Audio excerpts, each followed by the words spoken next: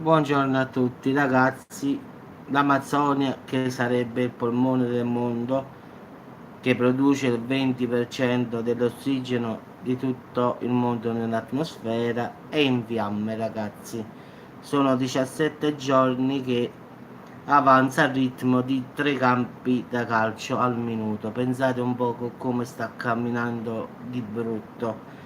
Le immagini dei cieli neri di fumo a San Paolo, a Crudevita, distanti centinaia di chilometri dalla foresta, ragazzi. Quindi penso che l'avete visto sui social, in TV, penso che questo qua è stato detto in TV. E il presidente Bolsonaro dice che non ha risorse per spegnere questi incendi e quindi chiede aiuto a tutti.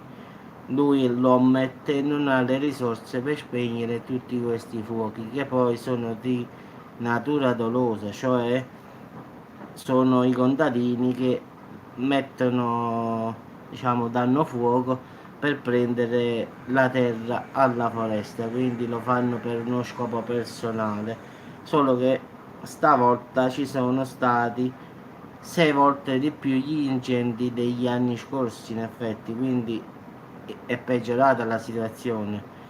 E tutti, diciamo, gli stati che aiutano il Brasile, molti hanno congelato i fondi per l'Amazzonia perché dicono noi diamo il contributo per non contro la deforestazione e voi invece non fate controlli come si deve, cioè permettete ai vostri contadini di appiccare il fuoco e non avete controllo su di loro, in effetti.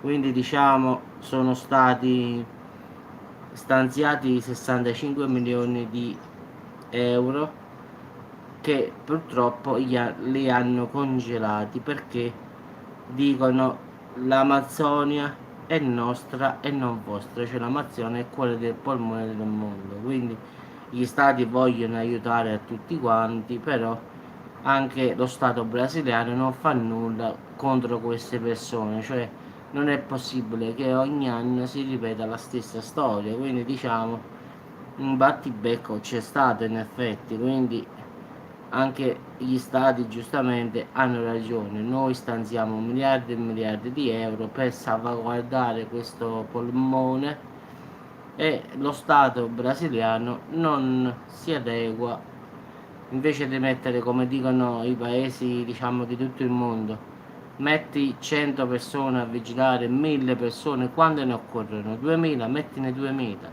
I soldi comunque vengono stanziati da noi, cioè da tutto il mondo, per salvaguardare questo, diciamo, polmone, diciamo, del mondo. Quindi anche loro hanno ragione, dicono voi non fate i controlli come si deve e questi appiccano fuoco a destra e a manca. Quindi in effetti sia Trump sia la Germania, Merkel, ciao Avvocatella, hanno ragione. Diamo tanti soldi ogni anno e voi non fate attenzione a questi contadini che appiccano il fuoco. 65 milioni di euro, ragazzi, sono tanti.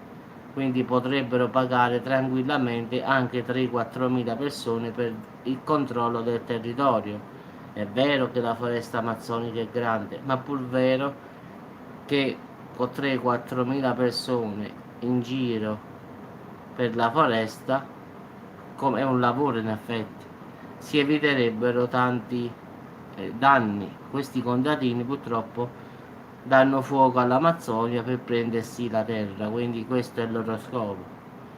Allora è segno che i controlli non ci sono, perché quest'anno è 7 volte di più rispetto, sì, è perché guarda, avvocato, ogni anno appiccano fuoco a chilometri e chilometri di foresta. Giustamente pure tutti gli stati dicono io ti do tanti soldi e tu non salvaguardi nulla. E anche questi qua, giustamente, lui cerca aiuto per spegnere questo fuoco, però giustamente gli altri stati che ogni anno danno 65 milioni di euro per salvaguardare, sì, sono corrotti, in Brasile specialmente, poi figurati là sono la mamma dei corrotti, quindi è come a Cuba sono corrotti a 1000 per 1000.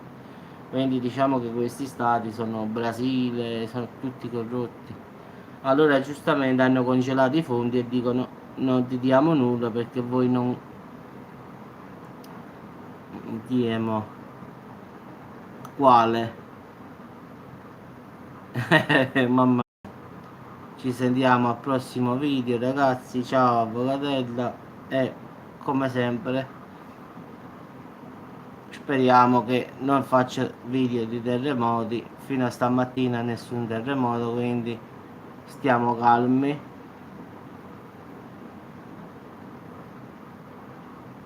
Quindi in effetti stamattina però c'è stata la tempesta solare, quindi arriverà tra oggi e domani e speriamo che non causa qualche terremoto. Ma vedremo. Molti scienziati dicono che diciamo la tempesta solare provoca, brava, provoca diciamo i terremoti. Altri dicono di no. Mo quella arriva tra oggi e domani. Vediamo che succede tra oggi e domani a livello di da passare a lui e lei.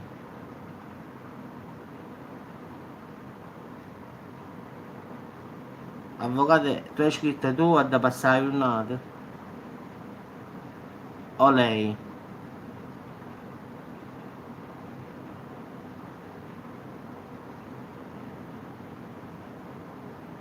Ci sei avvocatella?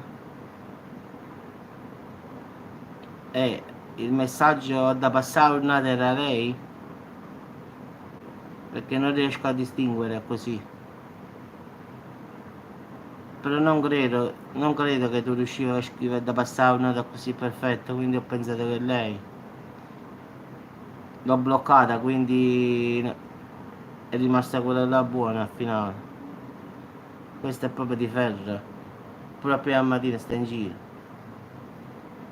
Vabbè, comunque l'ho bloccata perché alla fine non sta scrivendo più. Era quella là che ha scritto in napoletano, perché solo lei può scrivere così in napoletano. Sì, sì, era. Di solito tu scrivi napoletano, però non proprio perfetto, perfetto. Lei l'ha scritto proprio bene, da passare una. Quindi era lei. Sì, sì. È passata una, dai, bloccate subito. Vabbè ragazzi, vi auguro una buona giornata e ci sentiamo come sempre al prossimo video. Ciao a tutti, ciao avvocato.